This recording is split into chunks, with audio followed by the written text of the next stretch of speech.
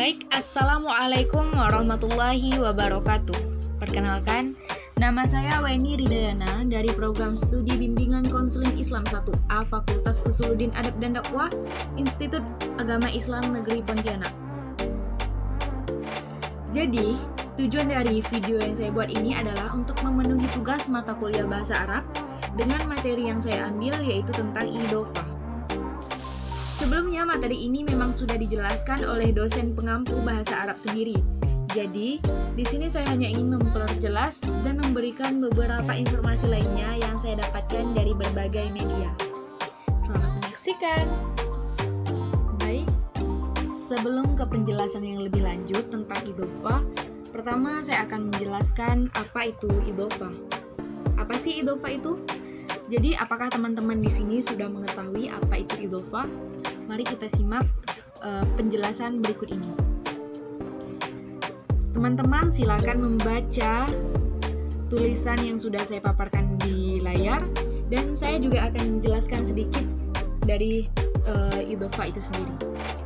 Nah, idhofah sendiri menurut bahasa artinya bersandar, dan dalam ilmu nahwu adalah pertalian antara dua isim yang menyebabkan isim kedua menjadi jar.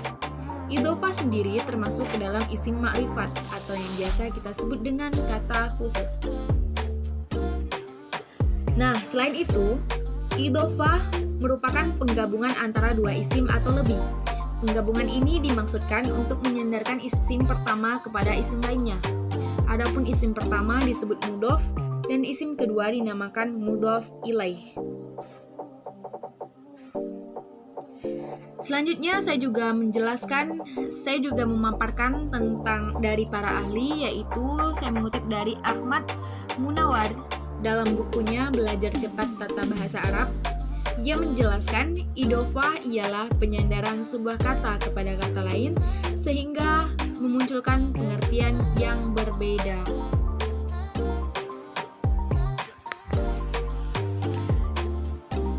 Jadi, maksudnya adalah idhofah ini merupakan penyandaran suatu kalimat atau yang isim kepada kalimah lain sehingga menimbulkan pengertian yang lebih spesifik. Idhofah itu tersusun dari dua bagian isim yang mudhof dan mudhof ilaih. Bagian yang pertama disebut mudhof yang kita sebut dengan kata yang disandarkan, dan bagian kedua disebut mudhof ilaih, yaitu kata yang disandari. Nah, secara umum kandungan makna idhofah mempunyai tiga arti. Yang pertama itu adalah min, yang artinya dari, lam, milik, dan fi, di dalam. Sedefinisi dengan para ahli, ada juga yang menyimpulkan bahwa idhofah ialah suatu susunan dua atau lebih isim yang keduanya mudhof ilaih harus dibaca jar sebab disambung atau disandarkan dengan kalimat isim sebelumnya yang kita sebut dengan mudhof, sehingga memunculkan pengertian yang lebih spesifik. Jadi di dalam idhofah tersebut terdapat sebuah susunan, yaitu rangkaian mudhof, kalimat yang disambung, dan mudhof ilaih, kalimat yang menyambung.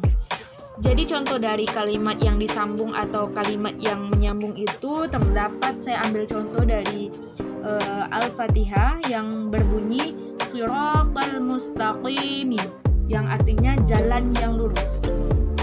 Yang menjadi mudhofnya adalah shiratu, dan yang menjadi mudhof ilaih mustaqim. Nah, perhatikan mudhof shiratu, ia berharokat dhammah tanpa tanwin dan alif lam. Karena ketika suatu isim atau kata benda menjadi mudhof, maka tanwinnya harus dibuang dan tidak boleh menggunakan alif lam. Sedangkan mudhof ilaihnya adalah mustaqimi. Kata tersebut berharokat kasroh karena sudah menjadi aturan ilmu nahwu dalam bab i'rab bahwa semua isim yang menjadi mudhof ilaih maka ia harus dibaca jar. Dan pada contoh di atas, tanda jarnya adalah harokat kasroh. Baik, hukumnya mudhof itu tergantung pada amilnya, sedangkan hukum mudhof ilaih harus dijarkan, dan yang mengejarkan adalah mudhof itu sendiri.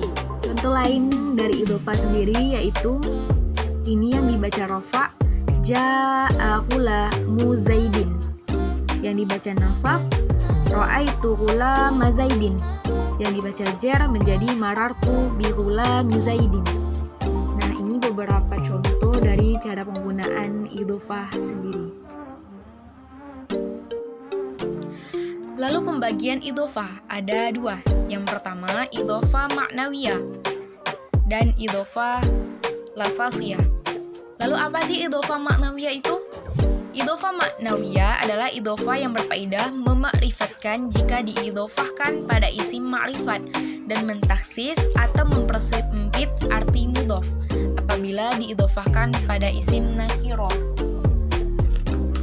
Maksudnya adalah idhofah ini memberikan faedah memakrifatkan sehingga dapat menimbulkan perubahan dari nakirah menjadi makrifat atau sekurang-kurangnya taksis atau tidak berarti umum betul.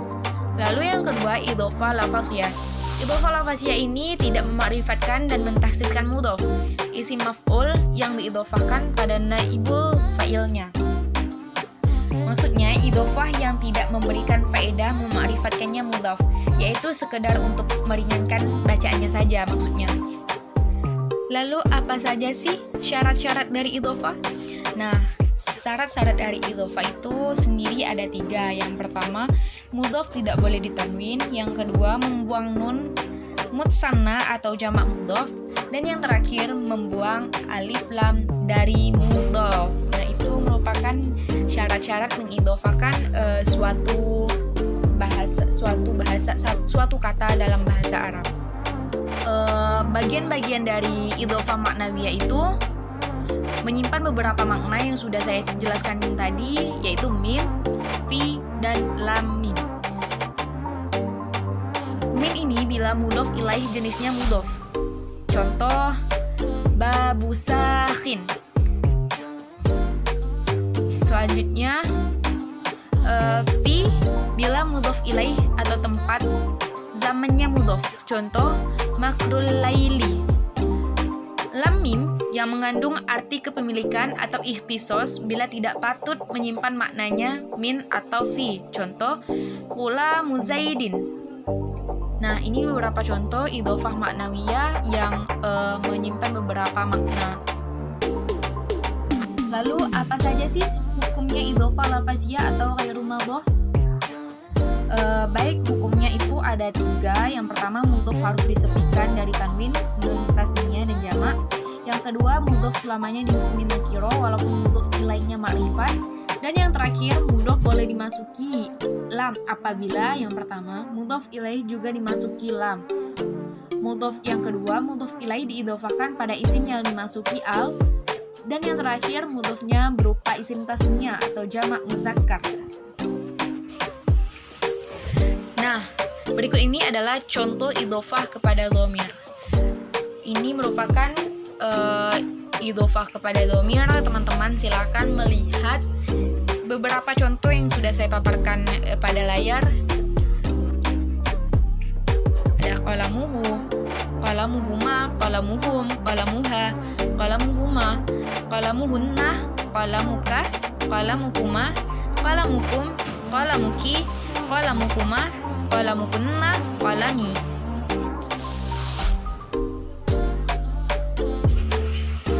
Baik, setelah tadi idhofah kepada dhamir, selanjutnya idhofah kepada isim alam, yaitu qalamu Zaidin, yang berarti pulpennya Zaid. Qalamu Zaidin, qalamu pulpennya, dan Zaidin, Zaid. Lalu idhofah kepada isim isyarah, saya memberikan contoh ummu haza rajulin, ibunya anak laki-laki ini. Lalu contoh yang ketiga, idhofah kepada isim mausul, qalamul ladzi yajlisu qabihun, pulpennya orang sedang duduk itu jelek. Selanjutnya idhofah kepada isim yang diawali alif lam.